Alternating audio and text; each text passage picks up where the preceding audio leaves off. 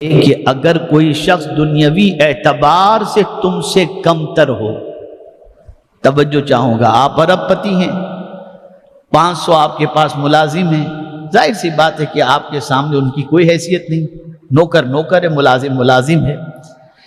اب تواضع کسے کہتے ہیں؟ تواضع کا مطلب یہ ہے کہ اگر کوئی شخص دنیاوی اعتبار سے تم سے کمتر، یعنی تم سیٹھ ہو، سامنے والا تمہارا نوکر ہے، کمتر ہے، تو تم اس سے نرمی اور عاجزی سے پیش آؤ۔ نوکر سے بھی نرمی اور عاجزی سے پیش آؤ۔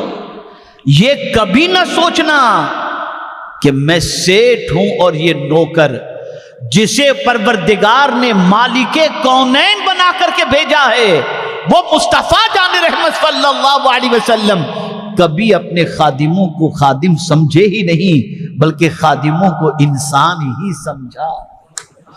حضرت انس فرماتے ہیں کہ میں 8 سال کی عمر سے لے کر یا 10 سال کی عمر سے کم و بیش 10 سال تک حضور کی خدمت میں رہا، 10 سال تک، غلطیوں پر غلطیاں۔ اب ظاہر سی بات ہے کہ 8-10 سال کے بچے سے غلطیاں نہیں ہوں گی تو کیا ہوگا، لیکن کہتے ہیں میرے آقا صلی اللہ علیہ وسلم کے بارے میں، اتنی غلطیاں مجھ سے ہوئیں کہ جس کی کوئی انتہا نہیں، لیکن سرکار نے کبھی مجھے اوف بھی نہ کہا، بلکہ حضرت انس کو ایسی دعائیں سرکار نے برکت کی عطا فرمائی کہ اللہ اکبر، سب کے باغ میں ایک مرتبہ پھل آئیں، ان کے یہاں ڈبل مرتبہ، اولاد میں برکت، مال میں برکت، برکت ہی برکت۔ یہ حضرت انس کے لیے حضور نے دعا فرمائی۔ صحابہ کو جو بلندی اللہ نے عطا فرمائی، اس کی وجہ سب سے بڑی ایک یہ بھی تھی کہ وہ کبھی خود کو بہت بڑا تصور کرتے ہی نہیں تھے، ہمیشہ عاجزی اور انکساری سے زندگی گزارتے تھے۔ تو فرمایا گیا دنیاوی اعتبار سے تم سے کمتر ہو، اس سے بھی نرمی اور عاجزی سے پیش آؤ۔ سیٹھوں کے سامنے تو ہر آدمی نرم ہو جاتا ہے، ملازمین کے سامنے، غریبوں کے سامنے نرم ہونا یہ ہے عاجزی۔ آپ کروڑ پتی ہو لیکن ملازم کو سلام کرتے ہو، آپ ارب پتی ہو کبھی ملازم کو چائے پیش کرتے ہو۔ میں دیکھیے کبھی شاید ہو سکتا ہے کہ آپ سوچیں گے کہ یہ کیا اپنے گھر کی بات پیش کر رہے ہیں، میں صرف تحدیث نعمت کی خاطر، ایک ترغیب کی خاطر بتا رہا ہوں۔ میرے گھر کا دستور میں آپ کو بتاؤں، یہ صرف تحدیث نعمت کی خاطر، اللہ جس کسی کو توفیق عطا فرمائے۔ میرے یہاں کام والی جب آتی ہے نا کام کرنے کے لیے، تو اس کے کام کے شروع کرنے سے پہلے میری اہلیہ اس کو چائے بنا کر کے دیتی ہے، یہ آج کا دستور۔ اور اگر کوئی کھانا، جیسے کہ ہماری کام والی مچھلی نہیں کھاتی اور ہمارے لیے کبھی گھر میں مچھلی بن گئی، تو اس کے لیے الگ سے کھانا بنایا جاتا ہے۔ الحمدللہ، یہ صرف ترغیب کے لیے بتا رہا ہوں، صرف ترغیب کے لیے۔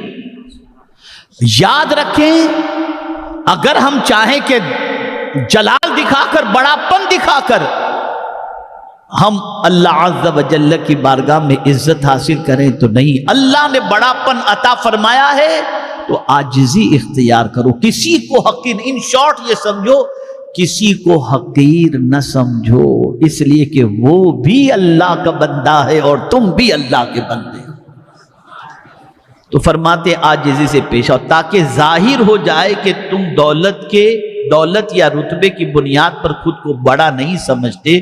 اور اگر کوئی شخص دنیاوی حیثیت میں تم سے بڑا ہے، توجہ چاہوں گا، آپ غریب ہیں، سامنے والا دولت کے اعتبار سے بڑا ہے، تو اس کے سامنے خود کو بڑا ظاہر کرو، یعنی کسی دولت مند کے سامنے یہ نہیں کہ وہ تو بھکاری ہوں، نہیں، اس کے سامنے الحمدللہ، اللہ کا شکر جس حال میں ہوں۔ اور یہ کیفیت اللہ نے ولیوں کو عطا فرمائی، وہ کبھی بھی کسی بادشاہ کے سامنے، یا کوئی بادشاہ آ جاتا تو اس کے کپڑے کو دیکھ کر، اپنے پھٹے کپڑے کو دیکھ کر یہ نہیں سوچتے تھے یار یہ کتنا بڑا ہے، بلکہ اس کے سامنے یوں ہوتے تھے کہ میں جو پہناؤں اس کا مقابلہ تیرا کپڑا کر ہی نہیں سکتا۔ کبھی کوئی اللہ کے ولی کسی دولت مند کے سامنے حقیر خود کو نہیں سمجھے، اللہ نے جس حال میں رکھا اللہ کا انہوں نے شکر ادا فرمایا۔ ہمارا حال یہ کہ ہم مالداروں کے سامنے بچھ جاتے ہیں ایک دم جیسے غریب مسکین. نہیں، بچھنا ہے تو خدا کے سامنے بچھو، جھکنا ہے تو خدا کے سامنے جھکو. اس نے جس حال میں رکھا ہے اس کا کروڑوں شکر ہے، اربوں احسان ہے. مالداروں کے سامنے خود کو حقیر نہ سمجھو. اگر حقیر بنانا ہی ہے تو خدا کے سامنے اپنے آپ کو حقیر بناؤ.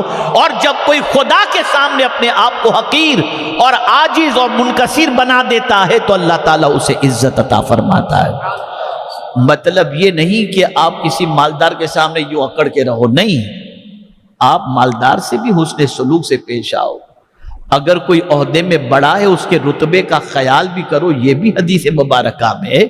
مطلب یہ ہے کہ انٹرنل آپ کی فیلنگ آپ کی غریبی کی وجہ سے اور سامنے والے کی مالداری کی وجہ سے یہ نہیں ہونی چاہیے یار میں کیا ہوں یہ کیا. نہیں، تم جو ہو تم ہو، وہ جو ہے وہ ہے.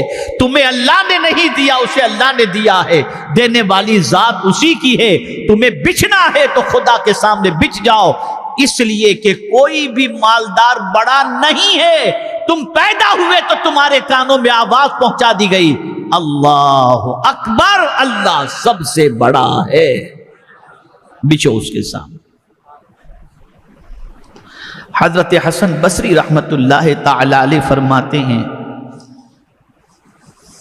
کیا پیاری بات فرمائی، کیا پیاری بات فرمائی ہے. ارشاد فرماتے ہیں کہ تواضع یہ ہے کہ جب تم باہر جاؤ تو جس کسی کو دیکھو اس کو اپنے سے بہتر سمجھو. جس کسی کو دیکھو اسے اپنے سے بہتر سمجھو. اور یہ بات یاد رکھیں، یہ آسان کام نہیں ہے. دنیا میں بھی اگر کوئی رتبہ ہم کو چاہیے، کوئی اسٹیٹس ہو، کوئی مقام چاہیے تو بڑی قربانی دینی پڑتی ہے. یوں ہی بڑا رتبہ نہیں مل جاتا. ایسے ہی اپنے آپ کو کمتر سمجھنا یہ بہت ڈیفیکلٹ ہے، بہت مشکل ہے، بہت مشکل ہے، بے پناہ مشکل ہے. لیکن اگر کوئی یہ کر لے تو اللہ اسے بلندی عطا فرماتے. اب تھوڑا سا قرآن و حدیث کی روشنی میں تواضع کے بارے میں سماعت فرما لیں.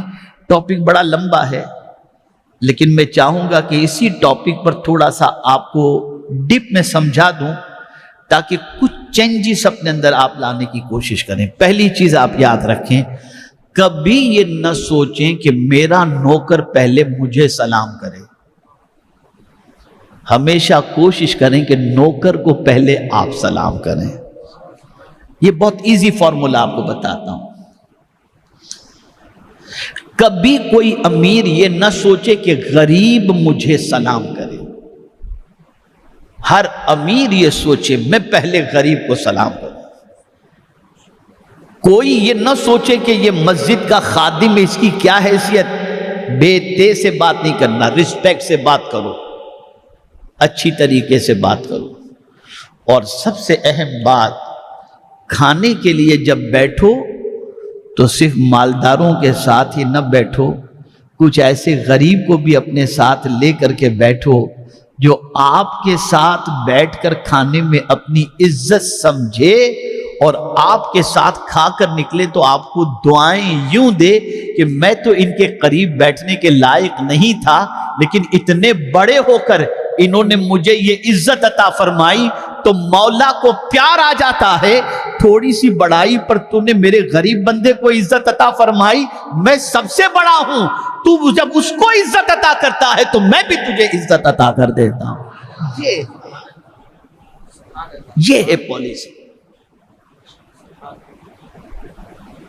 یہاں تو سلام کرنے سے بھی آدمی رہ گیا، اور مسافر کا تو چھوڑ ہی دیجیے. بڑی عجیب سچویشن ہے. خیر،